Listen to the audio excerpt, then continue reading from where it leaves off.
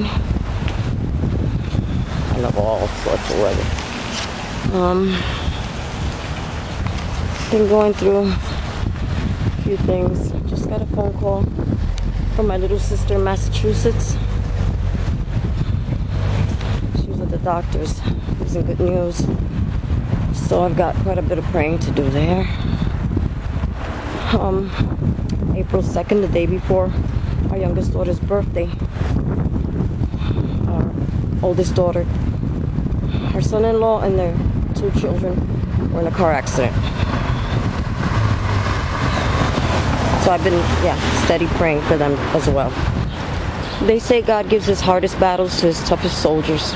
I concur. So I've been doing a lot of praying. Thank God everyone is okay. Thank God. So my sister, I will be praying for her. Cancer, it'll go away but reappear somewhere else, you know. She's my only sister. I'm not telling you this because I'm looking for sympathy. Just sharing so you guys know everyone goes through something, and it's how you handle it, how you go about things. You know, I've been praying since I was a little girl. I went to parochial school, so I was taught young. And I do my own personal prayers also.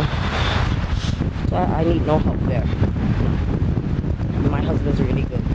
He's a good prayer warrior also. But yeah, you know what? I just went out to get a candle. A belong. I'm going upstairs now. Yeah, I just want to have a chit chat with you guys. So take it upstairs. See you guys in a minute. Yes. Coming down. Ooh, time to get inside.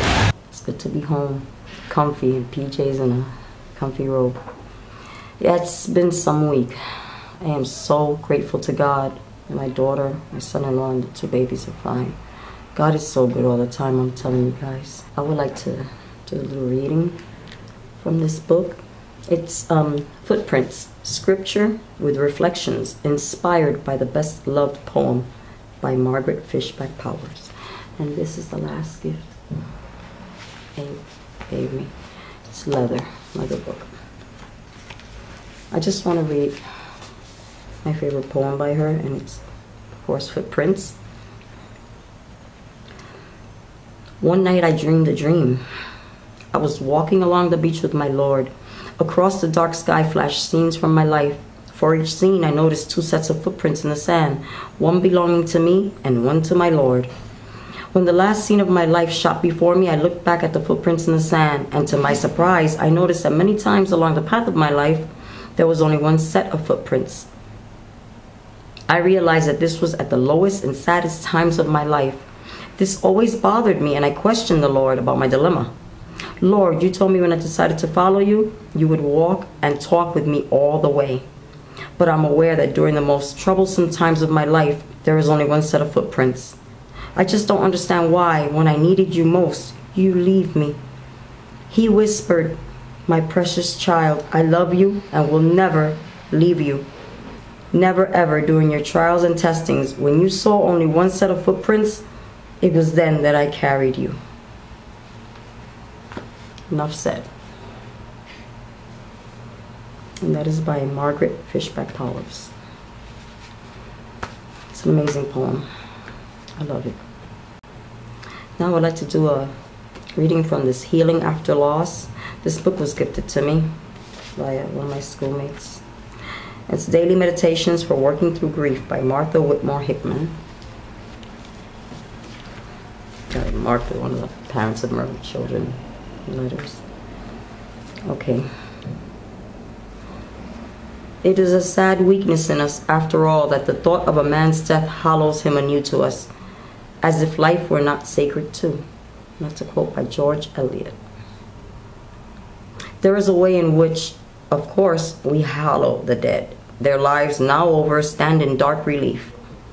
Death is a time for solemn remembrance, for holding our loved ones at the center of attention, to acknowledge our loss and how much we shall miss them. But it is also possible to be preoccupied with the dead that we neglect the living. This is a particular danger when there are young children involved. In studies done on the responses of children to death in the family, a sizable number of children reported feeling overlooked and neglected.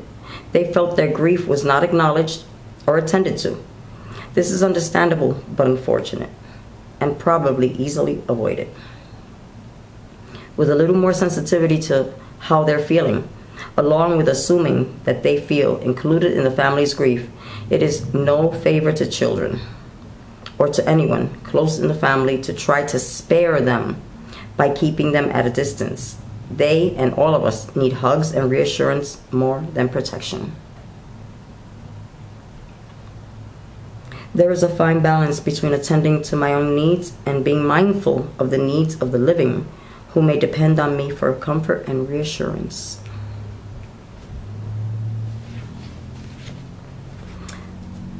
When our son Abe was murdered, he was only 25 years old. He was coming home from school. I dove into my grief. My children don't live with us. Our children don't live with us. We're empty nesters. When they came, and they traveled, and they came here to be with us so we could arrange for their brother's resting place, I saw that hurt and pain in their eyes and their faces and tears. It was then that I realized I have to be there for them. I have to be there for them. I have to. So I became this rock. What happened with that was that I was so there for them that I neglected my own grieving needs. So when it all was said and done and they all went back home, I allowed myself. I screamed, I cried. I'm not ashamed to say it. Yeah, I thought I was going crazy, but I let it out. I let it out.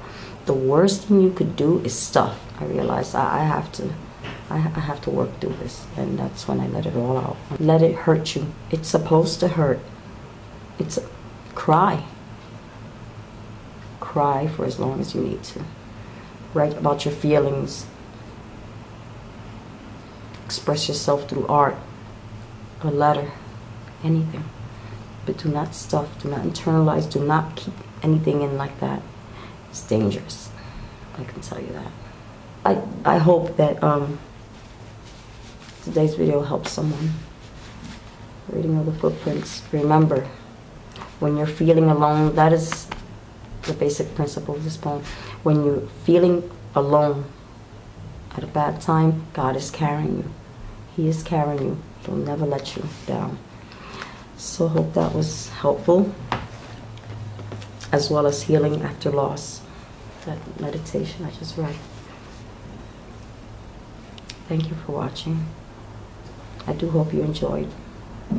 May God continue to bless you and everyone in your families. Until next time, may you all stay blessed, beautiful, and ciao.